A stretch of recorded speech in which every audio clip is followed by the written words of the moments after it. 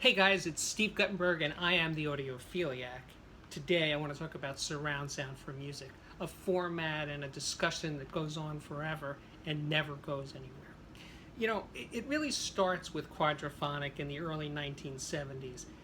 The record companies were behind it, hardware companies making processors and things for quadraphonic were on board. It had a lot of support there, but the public never really got it. And yet it actually continued through most of the 1970s. Okay, that goes away eventually, and DTS tries it with CD to do a surround sound on the CD format. Again, barely anybody remembers that even happening.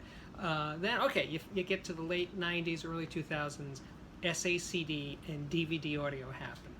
And again, big record companies support, all the hardware companies are on board too, and they keep promising to make, the record companies kept promising to make more and more surround discs, and they trickled out a lot of old stuff, from the 70s and 80s and 90s, remixed to 5.1.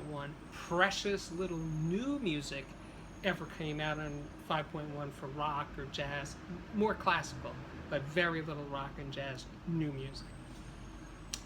The engineering community, I used to go to Audio Engineering Society meetings that had discussions about surround sound for music, and it was a lot of blank stares in that room. They just didn't understand what to do with this thing.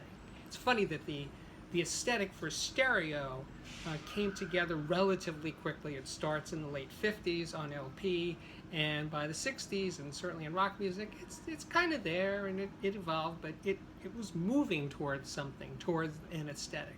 But surround sound for music without a picture, I'm not talking about videos with surround sound, no, not videos, just music with no picture. That never happened. And is the vocal hard in the center?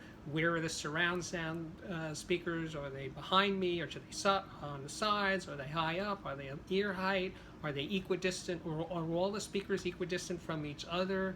Where is the sweet spot? These questions were never really answered, which is one of the reasons why it never went anywhere. So I wish it would just go away. I get it, for music with picture, for concerts and stuff like that, definitely a great idea. But without a picture, it's too abstract. It's too sound coming from everywhere and doesn't actually make any sense. I've said my piece. You can have your opinion in the comment section. This is Steve Guttenberg, and I am the Audiophiliac.